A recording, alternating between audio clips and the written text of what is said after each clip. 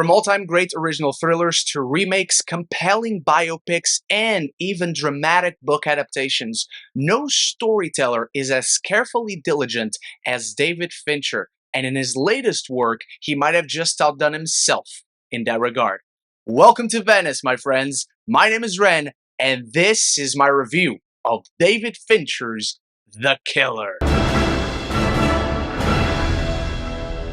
Welcome back, Film Festival fans, to day 5 of my Venice Film Festival 2023 coverage, the day where we can finally discuss my most anticipated film of the fest, the return of David Fincher, the return of Michael Fassbender, where after a fateful near miss, an assassin battles his employers and himself on an international manhunt he insists isn't personal.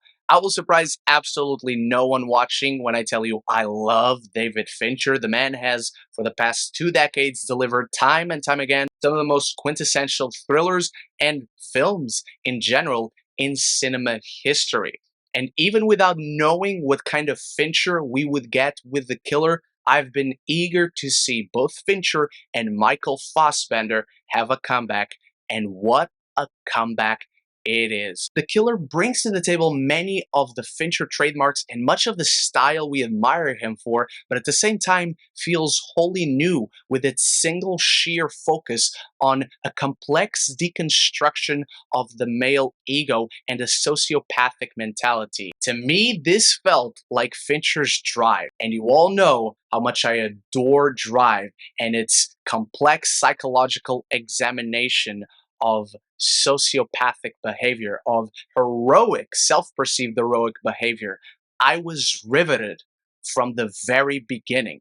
And so this film might not just take my best of the fest, it might take my best of the year so far. The Killer offers a cold, calculated, intricately crafted psychological thriller much in the vein of what Fincher brought to life with Mindhunter, except it's an insightful, detailed look into the mind of a sociopath, slowly but surely peeling away the layers, contrasting what he says with what he does. It is entirely a film that hinges on the shoulders of Michael Fassbender's beyond committed performance. Fincher's methodical nature as a storyteller is present at every moody frame. He is immensely restrained in what he shows you and what he tells you through what can become a very lazy tool in storytelling, narration. It's easy to fall on narration to explain everything, but he utilizes this to give us insight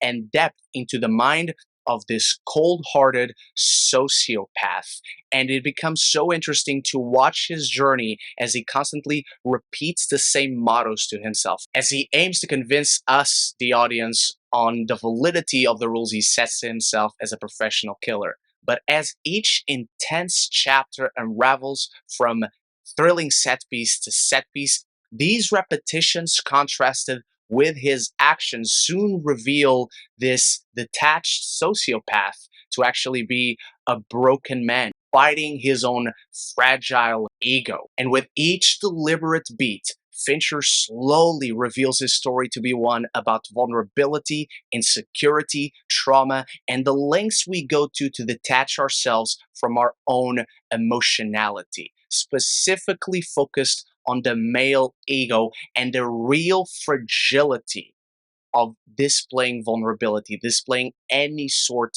of humanity while it is still there deep inside, and the constant inner fight through this sociopathic character, who is fascinatingly played by a perhaps never better Michael Fassbender, carrying the entire film on his back with unshakable resolve in what is truly a paradoxical performance, because this character's actions, this character's words through narration are contradictory, to the point he's almost giving 2 different performances through his actions and through his narration. And because he speaks so much through narration, he barely says any words on screen. It all hinges on his eyes, on his facial expressions, on his coldness, on the emotions he struggles to contain. It is an all-timer understated performance that allows for more insight into this character's mind through intense and intriguing silences than it ever does through Michael Fassbender's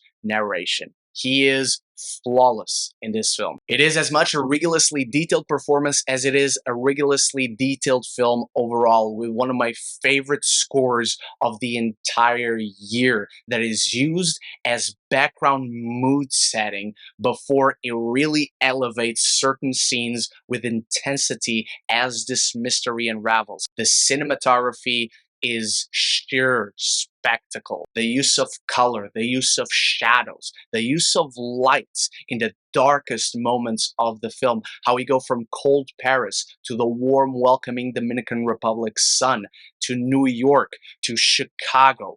It all looks pristine and feels so lived in. Each of these moments, each of these scenes that are elongated because this character is so detailed in what he does and how he does it. There is a method to the madness, both in story and beyond it, because Fincher demands your attention. He requires a lot of patience. And where in the first half, my biggest issue with this film was that despite loving it, there was no memorable set piece. Where you look back on Fincher's previous work, and every film has at least one. And eventually the second half arrives only to offer these memorable set pieces and confrontations in spades. Where you got a brilliant one-scene Tilda Swinton and a fantastic last note for the film to leave on. And only then I realized this film is only 1 hour and 58 minutes. It's very short for Fincher's filmography, but the pacing is so precise. The editing is sensational. You want to talk about setting the mood, you want to talk about setting a tone, you want to talk about offering insight into a character's mind.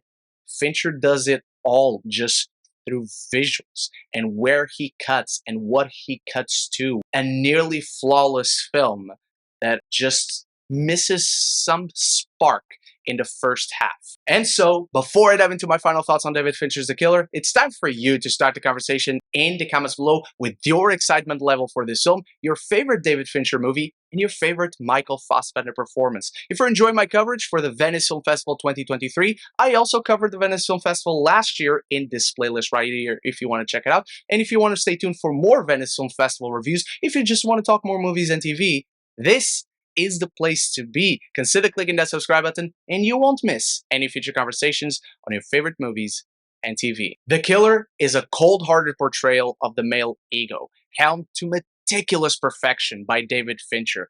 Every steely frame in this captivating thriller slowly sears its way into your mind thanks to Michael Fassbender's masterclass in quiet intensity. It's ruthless, it's enthralling, it's brilliant. I'm giving The Killer an A. Thank you so much for watching. I will sleep on whether this takes the best of the fest crown for me. Big shout out to my channel members for always supporting the channel, and I'll be back very soon with more Venice Film Festival 2023 reviews. So until the next one, love each other and love the movies.